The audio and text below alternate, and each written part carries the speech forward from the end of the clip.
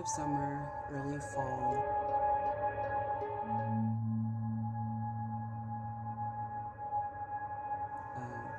1987.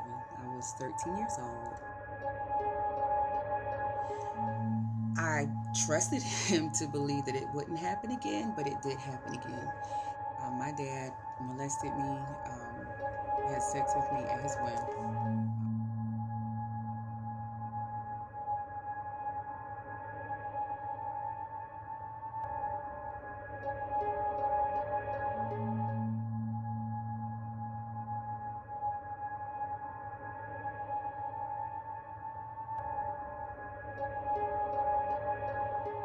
It was the end of summer, early fall, probably around September, October, 1987. I was 13 years old, and it was a Sunday.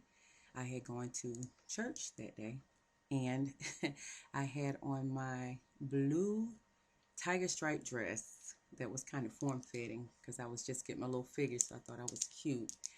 And my dad had gone to hang out for the day with his friends, cousins, or whatever dude he normally does.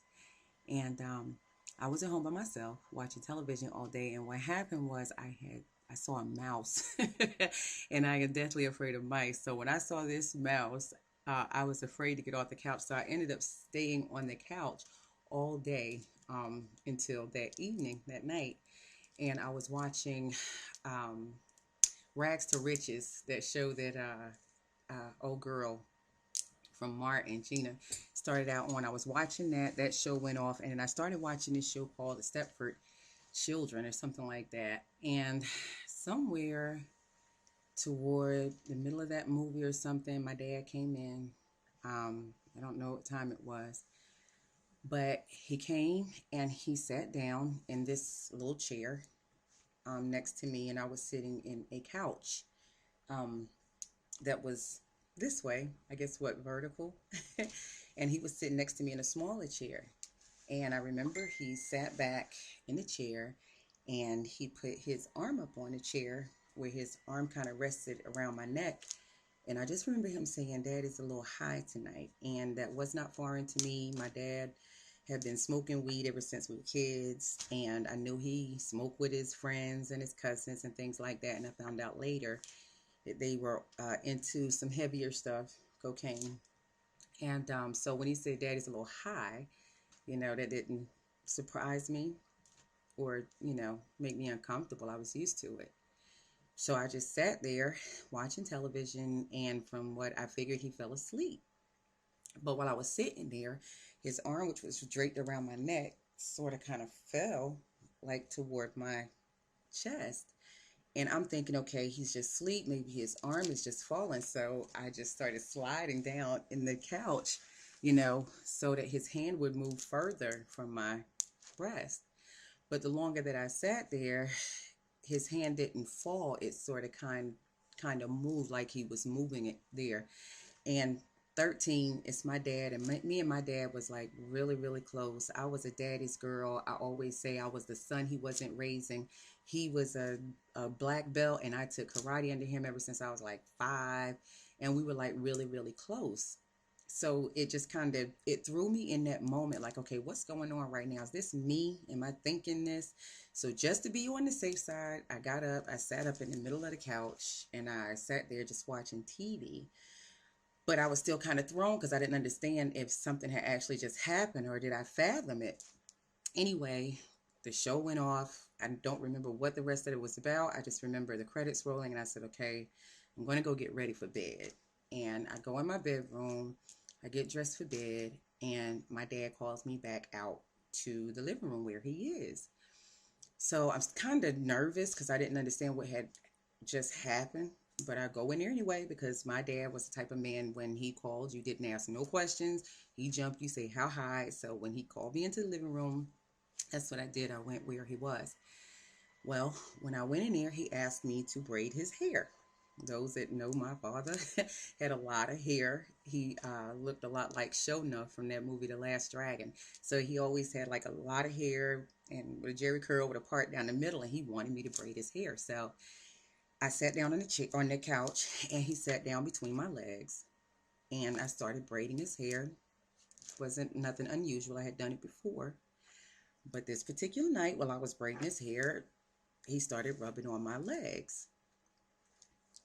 I started putting two and two together from what had happened earlier. And I said, okay, something's not right here. Something is definitely going on tonight. So he started rubbing on my legs. He started going higher and higher. So I just stopped doing his hair. I got up. I went into my bedroom. I went and I laid down. I was confused. I didn't understand what was going on, what had happened. But somewhere in between all of that, I managed to fall asleep. And I don't know what time it was when he woke me up out of my sleep, when he came into my room. I just remembered him being on top of me. I honestly didn't know it was him because we did live with my uncle at the time. And my thought process was, oh my God, I know this is not my uncle that's on me, but that's all I could fathom. I just couldn't fathom that my father, even after what he had done early that night, that he was in my room and on top of me. So the only thing that made me know it was him was because he was mumbling things or whatever. He was saying different things. And he actually called me his girlfriend at the time. He called me her name, which let me know, oh my God, this is my dad. And in that moment, I don't remember what I thought, what I felt. I just knew I was scared and I didn't fight. I laid there and I let him do whatever it was that he wanted to do to me. I don't remember in detail everything that he did, but what I do remember was him taking a condom, and I remember the wrapper. I remember him taking it out. I don't remember putting it on, but I remember what it felt like when he tried to insert himself inside of me. And when he did, I remember that. I remember that feeling. Um, I don't know how long all that went on. I know eventually he got up and I just laid there. I laid there all night. I didn't go back to sleep. I guess, just trying to figure everything out. And I stayed awake until it was time for me to go to school the next morning. And I got up, I got my clothes and everything together so I could go take my shower, because what I remembered is that I was just like really, really wet between my legs. And I needed to wash myself. And I was really sticky. And when I got up to go take my shower, he was sitting in this other little small chair, and he was sitting with his head down. And he called me over to him. And he grabbed me around my waist and he held me and he just cried and he cried and cried. And he apologized and he was sorry. He don't know what happened. It'll never happen again. And at some point he let me go. I went and took my shower and I went to school. I trusted him to believe that it wouldn't happen again, but it did happen again. And it happened almost every night for as long as I can remember, with me staying there with him for probably about a year, because it wasn't found out until about a year later. Within that year, my dad molested me, had sex with me at his whim.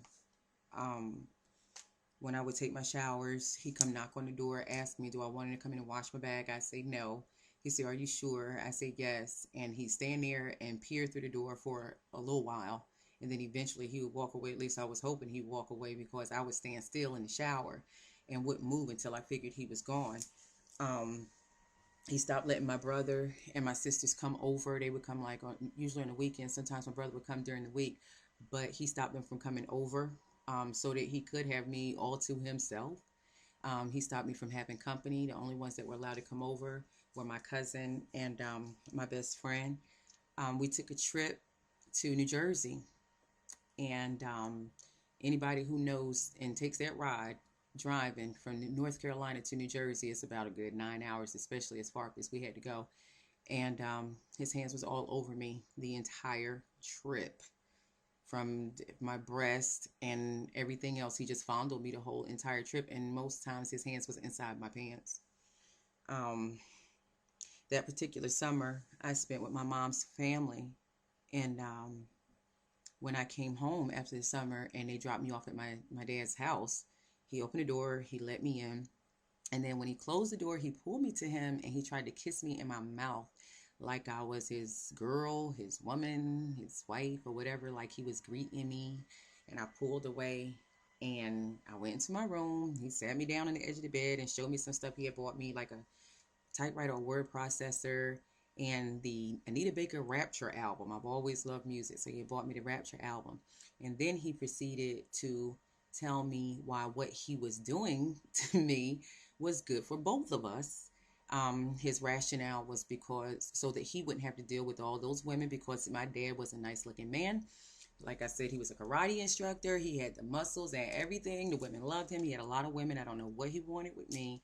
And his rationale was so that he wouldn't have to be with those women and so that I didn't have to experiment with boys. And I really don't think I thought about experimenting with boys. And not, and then maybe I have. I don't know, but I don't think I had, at least not until that experiment with him. I don't know. But yeah, he there was one time that he called me into his room to fondle me, and I did not tell him that it was that time of the month. So yeah, you know what happened, and he was pissed. He was livid, but that was like my way of getting back at him, like ah, crazy, I know, but I didn't tell him. And what did he do? He looked at me and he called my name and gave me this look like, why you didn't tell me? Like, really, I need to tell you what's going on with my body to let you know before you touch on me, I'm your daughter. He tried to rationalize that. My dad literally had me like wifey in his house. I was cooking, cleaning, taking care of my siblings when they came over, and I slept in his bed. I literally slept in his bed until my sisters came over. My sisters came over on the weekends. And even sometimes then, I would still sleep in his bed because I didn't want them sleeping in his bed. I was scared of what he would do to them. Um, my dad, when he came into my room, he literally had sex with me. I don't, he didn't kiss me. He never forced himself, at least I don't remember ever just literally letting him kiss me, because for a long time I let him do a lot of things to me. And he would touch on me like I was his woman. He would suck on my breast like I was his woman, and touching on me while he's sucking on me. He did all of that for a long time, and I let him until I couldn't do it no more. And yet eventually I started fighting back. But when I would fight back, he'd only fight me more. Like when he would start sucking on my breast, I'd beat on his head, trying to get his head off me and sliding off his freaking Jerry curl. And all he'd do is fight me to do it more. I think he might have even got a thrill out of that. It even got to the point where he would chase me and I'd jump out of the bed and I'd stand up against the wall and he'd say, the spiders and the bugs are going to come out and get you. So I'm scared of bugs terribly. So I take off running into the living room and he'd chase me while he's laughing. He was laughing, chasing me, trying to get me to be sexual with him. My father was a sick son of a bitch. He was. There's no way around it. And I know a lot of people are going to be pissed to hear me tell my story, but it's not for you. It's to save somebody else. So I'll go with that. And because of his abuse, it opened the door for more abuse, more molestation, more sexual assault. I have been raped, molested, sexually assaulted, sexually abused, misused more times than I can count and would like to remember. A lot of it was passive. A lot of it was violent. I have had guns put to my head, knives to my throat. I have been thrown down in abandoned buildings, trailers, and on the back of trucks, in the back seat of cars, outside. I have been raped over and over and over, whether it was physically, whether it was mentally. And two of the longest relationships that I was in was with manipulating people who had tendencies like my dad. Because of what I had gone through, I ended up with people who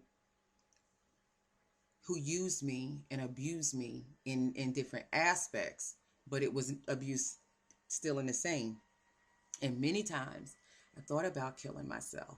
I did. By the grace of God, I didn't. I thought about it several times. I tried once and it almost worked. With all that being said, I have been successfully in my recovery for 8 years. And you can see from my strength being able to share this with you without breaking down and crying and having a fit or going through any type of emotional breakdown, um, that I have, by the grace of God, healed in many areas of my life. However, I do still experience things just like other survivors and victims. I still have flashbacks of situations that I remember, some that I don't, some that just come back to me out of the blue. I still have dreams that come out of nowhere of where I am being molested or sexually assaulted, a lot of times by my dad and sometimes by other people. I have triggers, smells, words, phrases, and I have very minor emotional setbacks when watching, reading, and discussing certain content. Which brings me to the reason why I decided to do this video. I've been advocating for sexual abuse in a more subtle way for many, many years, but I've been asking God to show me or give me a way where I could be more vocal. And probably over the past year, with these allegations resurfacing, because they're not new, with these celebrities, it's really fueled me reading a lot of these comments and seeing how within this rape culture that we really do not have support for our women. And it is extremely disheartening, and it's extremely disheartening when we don't have that support in our community, because we are really, our race is the one that's losing our women, men, and children by the droves.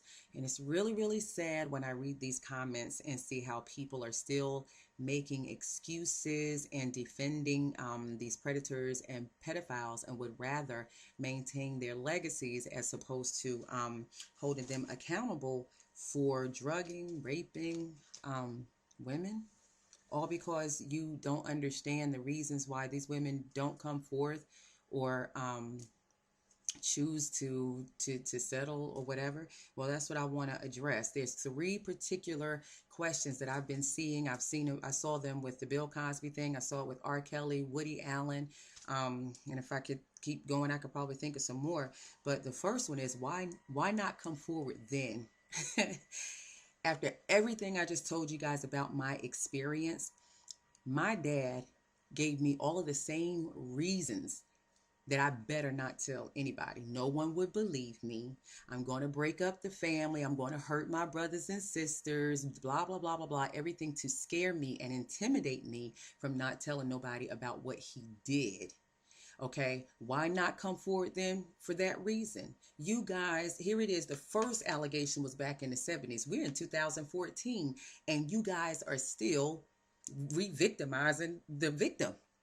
So that's why we don't come forth right then. If my sister had not found the journal or the piece that I wrote about what my dad did to me that first night, I'd have never told anyone.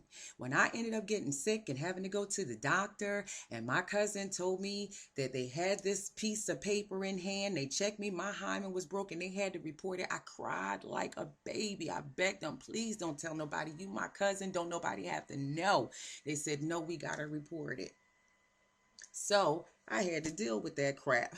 But had that not happened, I'd have never told anybody. So that's why they don't come forth immediately, for those who needed that answer. Second, you ask, why take money? Why they settle? First off, understand you got a bunch of young kids. The first girl was 17 years old. And I promise you, at the age of 13, had somebody came and offered me $50 to keep my mouth shut and not say nothing, I'd have took it. I'd have probably took 5 at 13, because I ain't know no better. And I was too afraid. And it's real easy to accept money for immediate gratification as opposed to going out here and trying to fight rape culture. Understand, rape culture is not just the people that live right next door to you or the people you working with or socializing with every day. Rape culture is society. And whenever you can go online and you see these articles about these men or whatever, and you got all these people steady berating and coming at the victim. I don't believe that.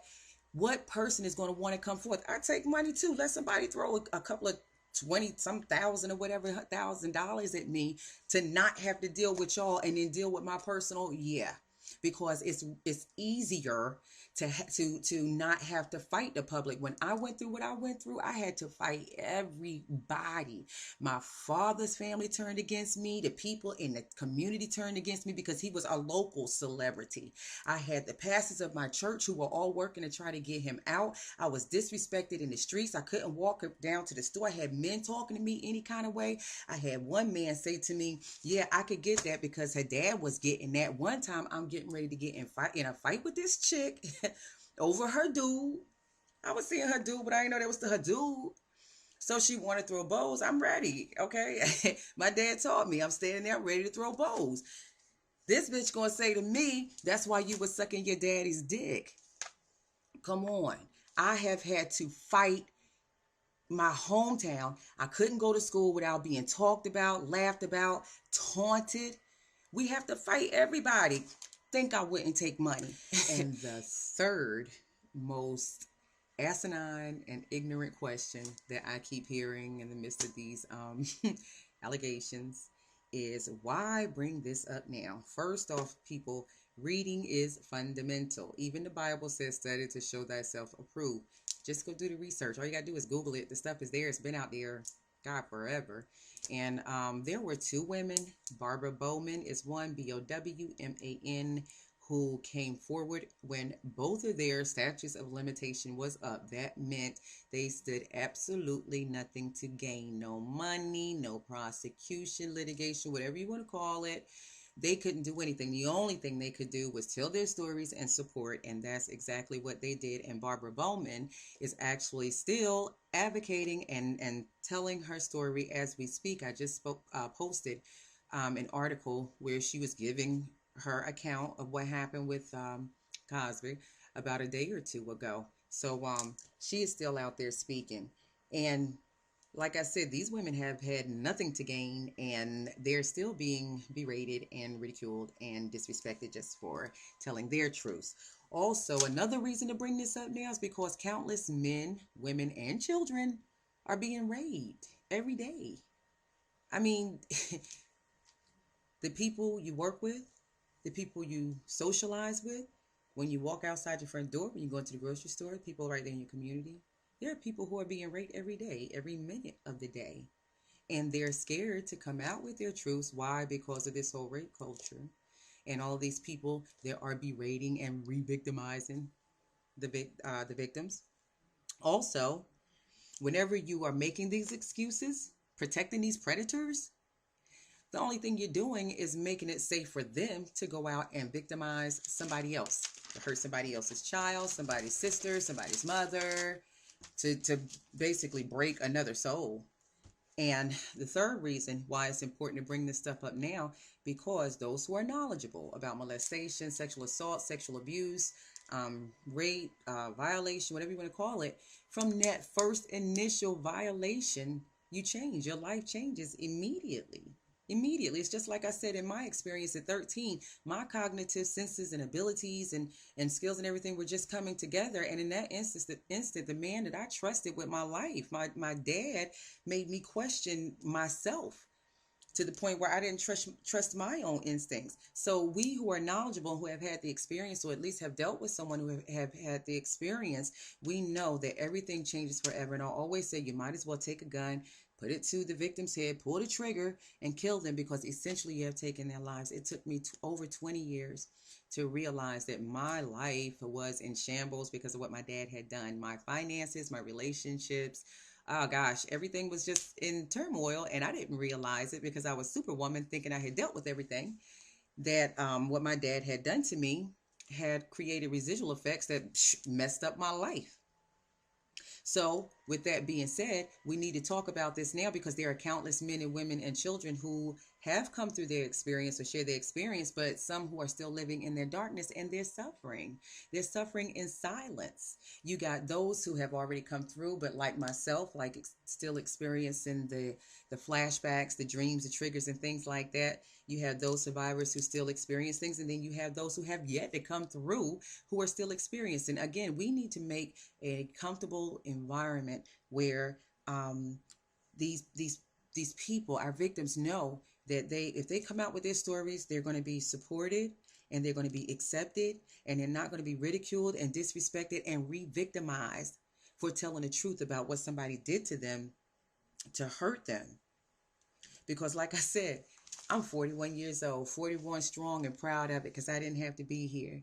But in those 41 years, I'm still trying to correct things in my life that have happened because of the abuse at the hands of my father. So that's a lot of, those are the reasons. Those are the reasons why we need to talk about this stuff now. Okay, guys, I am the poster child of not looking like what I've been through. And I am putting my life, my business on display for the world for two reasons. And everything I do, I like to help, heal, educate, motivate, and I like to make you think, challenge your rationale, because there's always more than one way to skin a cat. And I never look at any situation in one way. And as we already can see from all these comments, that we do need to change the dialogue, because we do need, and that cannot be stressed enough, that we do need to create an environment, a society where our victims are comfortable with coming out with their experiences and not feeling like they are being ridiculed, disrespected, and further victimized. Second, absolutely, is to help and heal. There are plenty of people out here in this world who have had my experience, similar experiences, and even if you think you've only had minor violation, if it was anything that was done to you, I don't care if it was written down on a piece of paper, if it permeated your spirit in any form or fashion and didn't make you feel good in your spirit, then it was violation, and it needs to be recognized. And what I do know is that if without recovery, God and my recovery, there's no way that I could have sat here and had this whole conversation and shared my life and my experiences with you without breaking down, crying, being really emotional, and experience like immediate psychotic episodes or whatever. I've done that prior to my recovery, and it could have very well happened. But by the grace of God, I have healed in a lot of areas in my life. And just know that for those out there who have experienced any type of sexual assault or rape or violation, you know, there's so many things attached to that: guilt, shame, fear. And I understand all of those very well. But understand this, and keeping silent about your experiences, again, it's really important to understand that you're only protecting the predator or the pedophile. You're keeping silent, and you're making it possible for them to go out and hurt someone else, harm someone else's child, wife or husband, or, you know, because men do experience violation a lot more than we realize. So when you keep silent about your experiences, you know, you're allowing other people to be hurt. And essentially, just my opinion, I feel like the blood is on your hands. You know, I've had that experience too, to find out that someone violated me, and because I didn't make mention to anybody about the violation that I experienced, it caused someone that I care very deeply about to be violated as well. And when I found that out, it just really broke my heart and led me, you know, really more to understand you have to speak out, because when you don't speak out, you know, you yourself are still being further hurt, because it's hard holding on to that secret. It eats you up. But then on top of that, you allow somebody else to get hurt. And if you're anything like me, that right there tear you up in your spirit just as well. And also, it is important, guys, anyone out there who's holding on to an experience, when you choose not to give your experience to the world to at least try to help somebody else, you essentially saying that your experience was for naught. It was for nothing.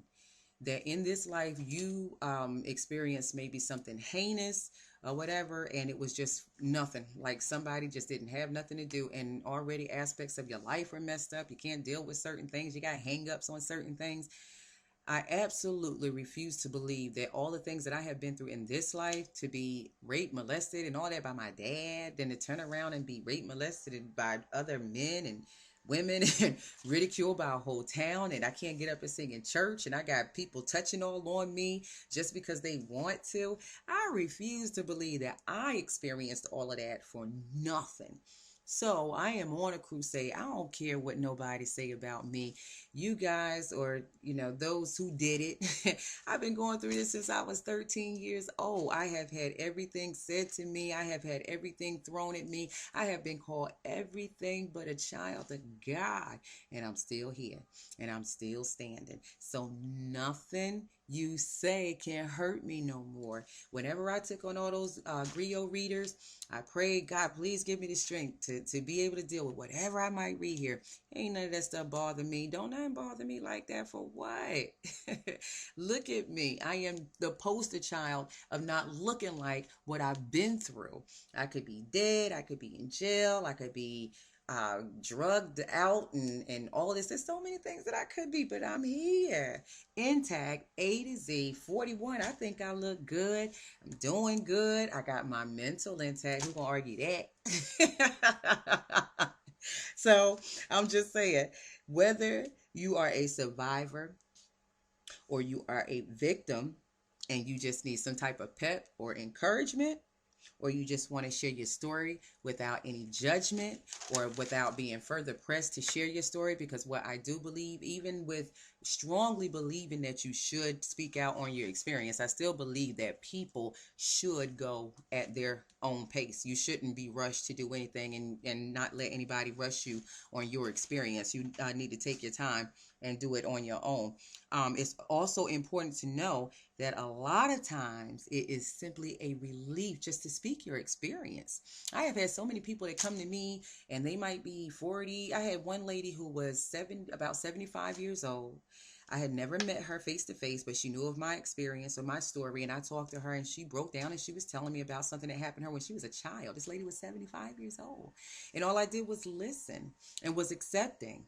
And this lady cried and cried and cried. And she said, you know what? I just feel better. And a lot of times you just feel better if you can just speak your story, because when things happen, what we do, we hold on to them. I thought about committing suicide several times and I even tried. And it almost worked, because while we go up in our head and we have these conversations with ourselves and we talk to ourselves more than we talk to God, and we begin to feel with the guilt, the shame, the fear that we ain't nothing, because those predators have already made us feel like everything is our fault, and it's not. It's time for you guys to come out. So if any of you guys want to just, like I said, need a pep talk, I'm always on Facebook. People hit me up all the time, and I don't mind giving conversation to anybody as long as I'm not busy and working on anything. So if you want to reach out to me, you can reach me on my email. It's melwilson0714@gmail.com. I'm on Facebook under Melody Wilson. I have several fan pages. I have Girl Mel's Nails, Madam Melody, Girl Melody, um, and the Long Nail Beauties Association. All of those are fan pages where I can be reached on those. Um, and I'm also on YouTube, on Instagram. I think I'm girl_melody714. And on Twitter, it's Melly_Mel2009 on Twitter. So you guys can get at me.